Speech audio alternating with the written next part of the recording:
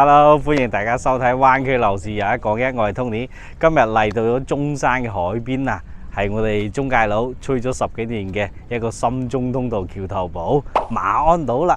咁面前呢個就係深中通道啦，24公里啊。對面呢就係深圳嘅寶安同埋前海啦。咁從對面過到嚟我哋呢邊呢，快嘅話10零分鐘就得啦，慢嘅話30幾分鐘。依家呢邊呢，就係企一個日出日落嘅觀賞點，現場都見到好多街坊朋友喺度露營啊，非常之寫意啊！今日 Tony 過到嚟呢邊呢，主要就係想睇下周邊嘅馬鞍島現狀環境係點樣，鏡頭又呈現俾大家係了解翻呢個地塊嘅價值。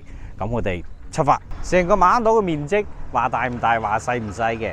大呢，佢又比中山其他鎮區個面積基本90%都要比佢細。如果你話嘅好細呢，又唔係喎，佢同澳門一樣大喎。澳門依家咁細嘅面積35平方公里就有60-70萬人口。馬鞍島嘅規劃呢，政府都係30萬人口嘅。好似我身後呢一個就係佢新開嘅一個中山客運港碼頭啦。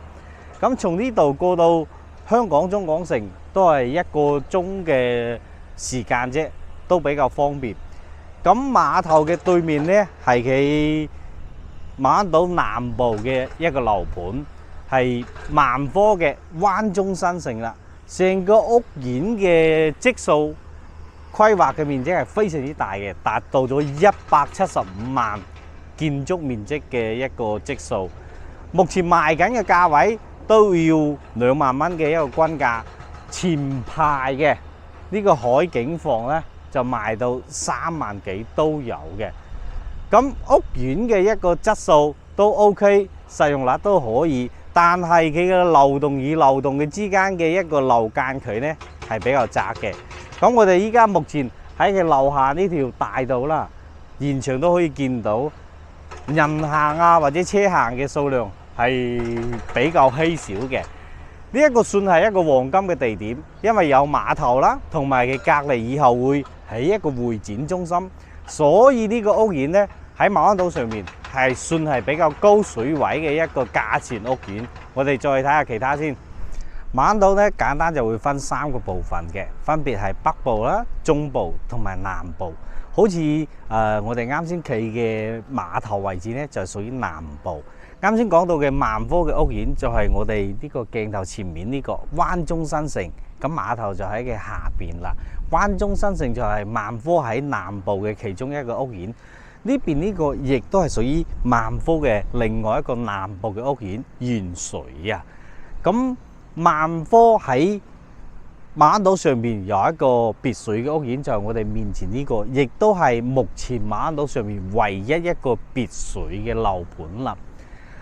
樓盤嘅一個面積就唔算大嘅，容積率呢就比較低，係2.0，因為佢有面前嘅沿江嘅一排嘅7字形嘅別墅啊。咁別墅嘅數量係比較少嘅，只有得138伙嘅啫。目前呢應該就已經銷售咗過半噶啦。別墅嘅後邊就有分別嘅小高層啦，同埋佢嘅高層嘅。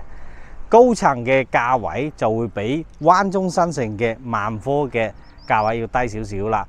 咁灣中新城均價係2萬出頭啦。咁呢邊嘅一個均價呢，係去到一個17800咁嘅，要低少少嘅。咁呢邊嘅主打嘅一個就係低密度啦，容積率低，同埋沿江嘅一個7字形嘅一個景觀。好似我哋身後呢個公園，佢都係屬於一個馬鞍島嘅市政公園，但係由萬科去建造嘅，叫做無界公園啊。舒適性都幾高嘅。呢邊靠別墅呢邊嘅就未完工，但係別墅嘅外立面啊，同埋封頂啊，就全部已經做好晒噶啦。南部呢就有3個屋苑嘅，其中2個就係啱先講到嘅萬科。仲有一個呢，就係我身後嘅雅居樂啦，灣際1號啊。咁雅居樂嘅屋苑目前係屬於成個馬鞍島水位最低嘅，最低嘅價位1萬蚊出頭都可以入手噶啦。咁成個馬鞍島實質依家嘅一個居住嘅環境啊，居住嘅屬性呢係比較差嘅，甚至可以講都暫時係唔會好適合居住。咁好似南部就係成個馬鞍島目前一個人口密集度最低嘅一個區位啦。南部咁好似我哋見到嘅呢一條香山大道啊，係屬於馬鞍島嘅2條主幹道嘅其中一條，亦都係入亞基樂屋苑嘅其中一條主幹道。咁都可以見到係基本係冇人同埋冇車嘅一個狀態噶啦。好多人講馬鞍島係一個大工地，其實呢個都係事實嚟嘅。我依家所處嘅位置屬於馬鞍島嘅中部，咁中部嘅屋苑就唔多嘅，就得一個保利啫。但係咧，企業嘅數量就會比較多，即係工廠啊同埋寫字樓比較多。有我哋嘅灣區科技城啊，係屬於我哋深中通道落橋嘅左手邊第一個可以見到嘅一個建築物啦。咁跟住仲有我身後呢個華人燃氣啦，呢個華人燃氣係南方嘅總部大廈啊，同埋有我哋嘅信美科技啊，係騰訊旗下嘅一個子公司喺度，就係前面嗰棟玻璃樓，但係目前好似都冇咩人喺度施緊工嘅。咁仲有我哋嘅做生物嘅啊，做我哋藥品嘅康方生物啦。咁呢個係已經投產咗噶啦，都有唔少嘅一個工程師喺度上緊班嘅。仲有一個係光波龍，光波龍係做嗰個儲存卡嘅，係屬於馬鞍島目前上緊班嘅年輕人高學歷最集中嘅一個板塊，光波龍啊。仲有一個大型嘅企業係中廣核呢個企業，都係屬於馬鞍島嘅一個建設者，大大細細中部係集中咗有20-30間企業嘅。咁好似落橋位嗰個灣區嘅未來科技城啦，如果當佢嗰個產業園如果係投入使用嘅話，一個產業園就已經可以容納超過1萬名嘅工作者喺度上班啦，場地比較大嘅。咁中部亦都係屬於深中通道高速嘅一個落橋位嘅位置嘅。呢個面前呢個就係深中通道嘅落橋位落嚟一個未來大道隔離嘅一個茅龍水道啦。咁茅龍水道成個長度係已經有10公里嘅啦，係貫穿咗成個馬鞍島嘅一個地形結構嘅。我哋睇下中部嘅保利嘅一個樓盤嘅情況，周邊馬鞍島嘅居住環境其實幾好㗎，其實周邊都係呢啲濕地公園。呢個係屬於中部嘅唯一一個屋苑，保利嘅保利希岸保利天和，亦都係馬鞍島上面依家在售嘅唯一一個複式嘅屋苑啦。咁佢嘅積數都係比較簡單，95平方同埋105平方，從3房到5房都有。中部嘅保利天和啊，隔離咁就有一座係屬於爛咗尾嘅產業園啦。呢個銀海產業園啊，以前規劃可能都係做寫字樓嘅，我見嘅喺呢度已經係2年，已經係咁嘅狀態噶啦。咁馬鞍島上面咧，其實爛尾嘅產業咧都有唔少嘅，但係咧就唔算係好多咁啦。咁好似以前爛咗尾嘅恒大啊、裕龍灣啊，後期經過政府嘅一個接收，目前已經都係可以收樓，但係其他嘅會所啊同埋地下車庫咧，就接收嘅一個質素就麻麻地嘅。我依家企緊嘅位置係馬鞍島嘅北部啊，係目前馬鞍島最集中嘅一個區域之一，亦都係將來一段時間最集中嘅人口嘅區域之一。咁好似依家圍蔽緊嘅呢一個就係馬鞍島嘅一個地鐵站，亦都係中山第一個地鐵站香山站啦。咁佢最快咧有可能會喺出年就建成通車，跟住咧同廣州南沙嘅18號線相連通嘅。咁呢度就係屬於其中一個地鐵口啦。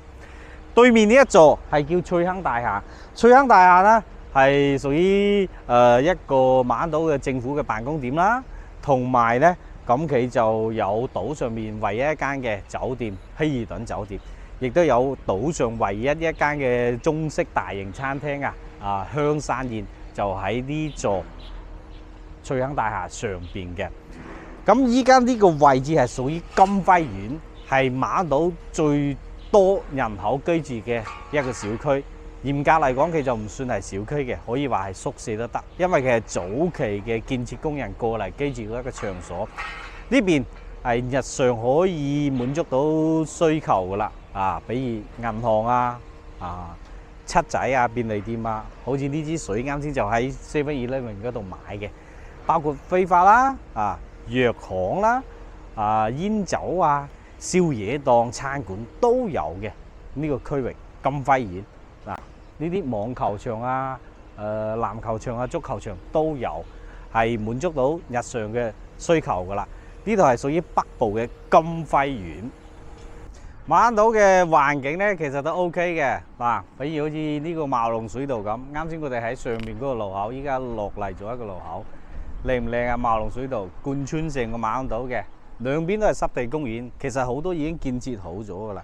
咁距離地鐵口最近嘅兩個屋苑，一個係呢個中興嘅二希府係接近800米嘅一個距離。身後呢個呢，就係保利嘅左岸，呢個就實質就直接喺地鐵口隔離嘅啦。呢個屋苑咁好似保利左岸呢，最早期賣嘅呢都去到3萬蚊，依家目前呢仲有貨喺度賣緊嘅，即係仲有單位喺度賣緊嘅。